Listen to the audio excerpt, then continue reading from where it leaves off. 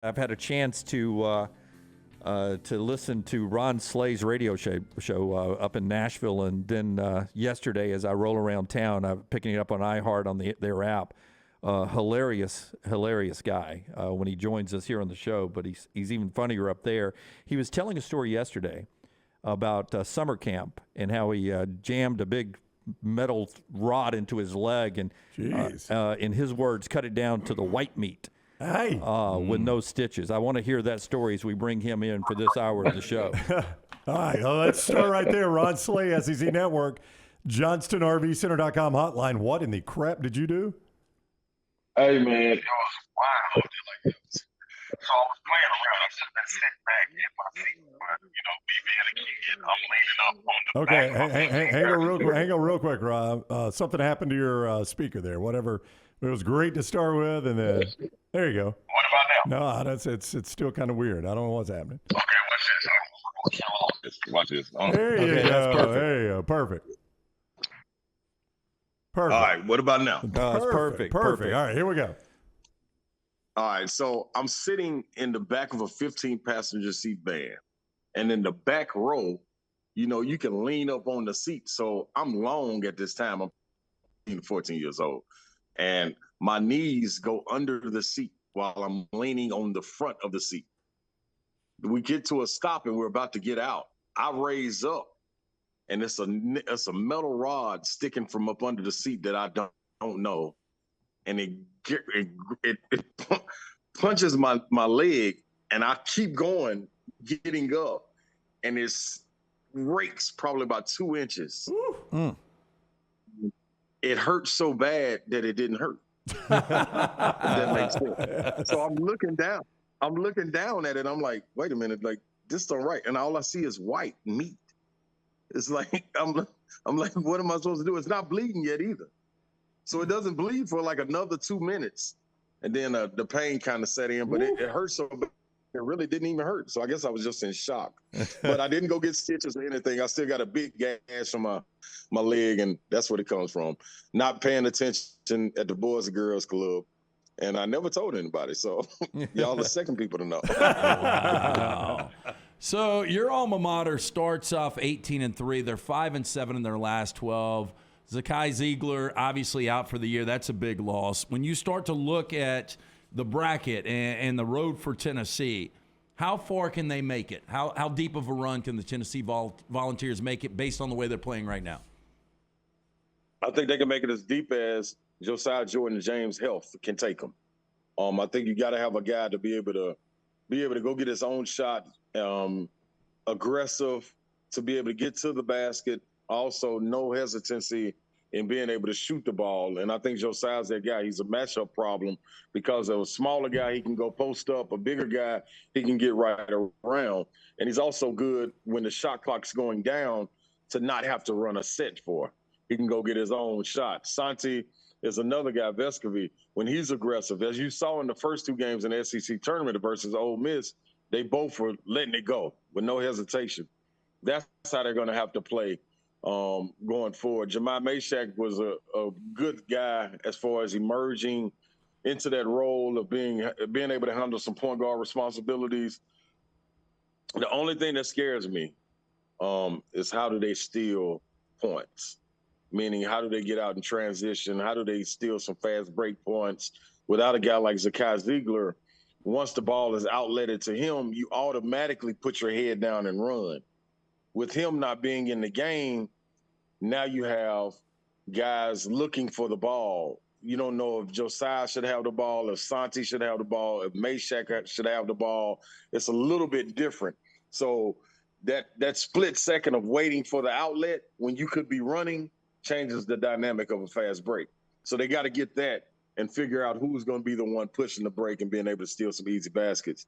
And I think it'll bode well for them. You're going to have to shoot the ball well, but you got to use your length. The big guys got to have an impact on the inside. If they can have an impact and a presence in the post, I think some good things can happen for Tennessee making at least a Sweet 16 run. Listen, we live in a society, I know I'm this way, my attention span is like, quick, 5 minutes maybe. Tennessee's playing a 13 seed, but Duke's out there. You played the game. How hard is it to not already be thinking about Tennessee Duke and knowing you've got to focus on a Louisiana team that's got a McDonald's All-American themselves on their roster? Can you get caught looking ahead in this tournament? Yeah, you can. You can. But I think that's where the veteran leadership comes in with guys like Santi, Olivier Combois, Josiah Jordan-James. Those guys have been there before. If this was a freshman, sophomore-led team, just the fact of coming out of your hotel room, getting on the elevator, going down, getting off the elevator, going through the lobby, going through the band and all the boosters and all the fans out there in the hotel lobby, then getting on the bus, that event right there can get you jaded. That's an event before you even get to the arena. So to be able to block that out and know you got a task at hand, I think your senior leadership will be the ones that step up and grab everybody by the shirt and say, hey, man, give me attention for these 40 minutes. Let's focus on this game, then we'll worry about the next task at hand. So I don't worry about them looking ahead. If this was a team led by sophomores, then I would be it'll be in question a little bit. But I think they'll be fine as far as taking care. And then you're playing a champion. You shouldn't be playing a conference champion with a guy who can take over a game and that big man. So, no, I think they have their attention. Ron Slay is with us, Tennessee great. He is on the SEC Network, also 3HL, Brent Doherty, Dawn Davenport, our former producer, Joe Hunk. You guys remember him from our radio days. He's with him up there as well. Ron is on Twitter at the Ron Slay. I was a believer more in Kentucky until Nashville. And now here they are playing a good Providence team. Ed Cooley's a good coach. Yep. How do you feel about the Wildcats? Man, I've been saying it all year, man. It's something that's making me reluctant to pick Kentucky to advance in any tournament, because I just feel like the 5 guys that they have of their core play so much of the bulk of the minutes that if one of those guys go out or if one of those guys are off, things can fall apart for them, man. And you just don't know who on the bench is going to step up. Is it a guy like Lance Ware? Is it a guy like Frederick? Will you ever be able to get anything out of Xavier Wheeler ever again? Like, that's the part that scares me, man, with Kentucky. Now, if the five guys are going and they're on, it ain't many in the country that can play with them. But if Chris Livingston isn't all the way there, if Oscar Tshiebwe's numbers aren't impactful in moments, meaning he may go get to 24 and 20, but are those 24 and 20, did he have 6 and 6 of those when the game hung in the balance? You know, it's one thing to have numbers, and it's another thing to have impactful numbers. So that's my thing. Casey Wallace got to be gone. Reeves can't be missing. Like, you depend a lot on that core 5. So I'm not sure. If they got it going, they're trouble. They can make a deep run. But that's a lot of minutes that they play, man. A lot of minutes. And you rely on 5 guys just to get it done when a lot of other teams are going 7, 8 deep and using the other guys on their bench. It's going to be interesting, man. And I will say this year, it's not like you're playing against just the tradition of Kentucky. You know, usually you walk in and you playing against Rupp, Tubby Smith, Patino, everybody that came with it. You're not playing against that this year. I think a little bit of the mystique is gone. So I think people look forward to playing them. You know, I think the biggest surprise in the SEC this year, Texas A&M. One of the reasons Buzz Williams, your co-coach of the year, a team that, you know, not only did in the regular season, but a team that ended up making that run in Nashville, ultimately playing Alabama for the SEC championship, and they get a 7 seed. And if they're fortunate enough to knock off Penn State, who has gotten hot, then they probably have to play a 2 seed in Texas. And then if they make a run, they end up playing Houston. What did you think about the draw for A&M? And do you still think they have an opportunity to make a deep run? Yeah, I do, man. I think that's crazy. That's crazy. Yeah, I know that non-conference didn't go as well as playing, but, man, starting in January, boy, they've been rolling and been consistent as one of the most consistent in the country. I will say this. Everybody knows Coach Buzz Williams, when you talk to him, is a philosophical guy, and he'll somehow twist this to have his team locked in and engaged, that everybody's dogged them. And he got those type of warrior-type guys. If you know the background story of Boots Radford and him pulling himself up out of the mud and being able to go, and now he's getting ready to graduate all the off-the-field things that he's accomplished. And then on the court, him just being a guy, man, with that name Boots and being as tough as that. So you got two guards in Wade Taylor and Boots Radford. Guards win tournaments, and that's coming from a big man. And he's got two really good ones. And I'm sure that Coach Buzz is going to find a way to twist this to have his guys locked in. And that's a team you don't really want to play. Now, do they have a hard slate ahead if chalk holds true? Yes, without question. But can they get it done? Without question, they can get it done. Because you're not running up against that length of Alabama too often, man. Like that's different when you guarded by Quinterly and they run a pick and roll and you switch off and now you got a 6'9" Brandon Miller. He switch off, then you got a 6'8" Riley Griffith guarding you. Then the 4-man comes, he's 6'11" Clowney. Then Betty Ocko is waiting on you. That's a different type of length, man. But I think A&M is tested, and I think they'll hold true to it. Yeah, sounds like you like Alabama to go deep in this tournament as well. I want to ask you before you get out of here about Stackhouse at Vandy. Is there concern in Nashville about him ever leaving Vandy to take another job that may be a tad easier? And when he was yelling at you guys on the set the other night, I could tell by your reaction you loved that kind of fire in a coach. Oh, man, I'm ready to run through the burning building for him. Like, as a player, how can you not? You know, I went back and watched it. And if you look at Jordan Wright's facial expression, he was taking off his headset and was looking like, oh, whoa, what is Coach? Is Coach talking? Oh, hell yeah, let's go. It was like he was fired up and ready to play right then, man. But I think, you know what? I think the AD, Candace Lee, is doing a terrific job as far as the resources she's providing for Vanderbilt, not only for men's basketball, but for women's basketball with Shea Ralph being there. Of course, Tim Corbin, but Clark Lee there with football. They're doing some really good things over there. But when you can't get and I don't think it's bad to say you can't. It's difficult to get that tier of athlete that you need to compete when you're talking about tilting the scale at a Vanderbilt. Because of the emissions and things of that nature, it's a little bit different. And I think that is something that would drive a coach crazy if we're in this land of you got 3 or 4 years to show that you're proven.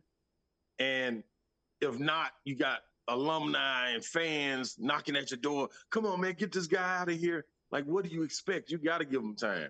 You should automatically have 7 to 8 years at Vanderbilt if you take that head coaching job, because you got to get a foundation of guys in that can come in there, do the work, and come out there and perform on the court as well. And I think Stackhouse, you're starting to see that. You know, his first signing is Jordan Wright. So Jordan, look how far he's come. You lost a guy, Neesmith, who was going to lead the league in scoring. Darius Garland got injured, even though that wasn't under his regime. But Daisu, who was playing well at Texas, he left. Now Studi just entered the transfer portal. Man, that's a difficult task to be able to get guys there and keep them there and still compete. So for him to finish 11-7, I think is good. Does that mean somebody won't come knocking? If I'm a coach and I'm at a Power 5, believe me, I'm coming to find Stackhouse. I got to get him away from there if I can. But I love what he's doing. I love what he's doing for Vanderbilt. I hope they trust in him and give him the opportunity and time that he needs, man. So co-coach of the year, it's come a long way. Correct me if I'm wrong, and this is pretty ironic if I am right. I think you played on that 99-2000 team. You guys were a 4 seed. You're in Birmingham playing a 13 seed Louisiana, same matchup that Tennessee's got. You guys win back-to-back games. You're probably watching. I think Stanford was the 1 seed. Carolina beats them. You guys are feeling good. We're the 4. We got the 8 Carolina moving to the second round. And then Brendan Haywood, he became a monster in that tournament. Am I right? Man, you hit on it all. You hit on it all right there. Let me tell you the only problem. Everything was correct. We played Louisiana Lafayette, beat them, then went on to beat UConn. Yes, we looking ahead. Mark Madsen, Tony Jovacchini, he changed his name, was the point guard for that group for Stanford. And we had North Carolina. All we needed was Brandon Haywood not to foul out. When he fouled out, that killed us because we had the game plan to stop them. They wasn't going to stop giving it to them. They kept giving it to C.J. Black was playing great defensively. Me, Charles Hathaway, Isaiah Victor, we had him. We got him right where we want him. Then when he fouled out, that put the ball in Ed Coder's hand. And Ed Coder went crazy. Him and Joe Forte. I'll never forget. It was like, man, what is going on? This ain't y'all game plan. Like, y'all not supposed to be giving it to them.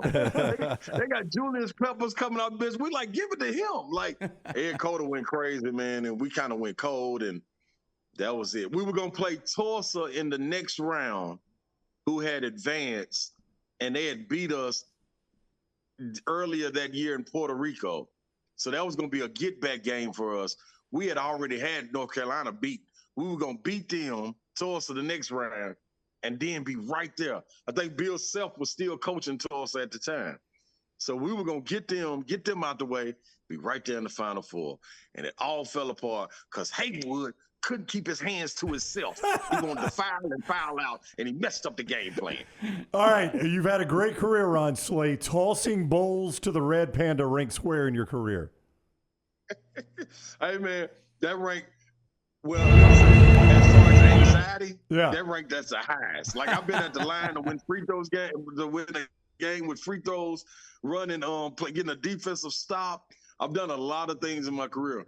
Man, to see Red Panda on that unicycle, balancing, calling for the bowls, knowing if I don't throw it in her catch radius, she might have to lean over. And one little inch of leaning could knock off that unicycle, and then everybody, 20,000 people would be booing me. The anxiety was high. But she was a pro. So she made it real easy for me. I just had to get the bowls up in the air, and she was going to make the rest happen. Hey, the price to paint that wall behind you crimson, how much would it cost? Oh, you might as well burn the house down.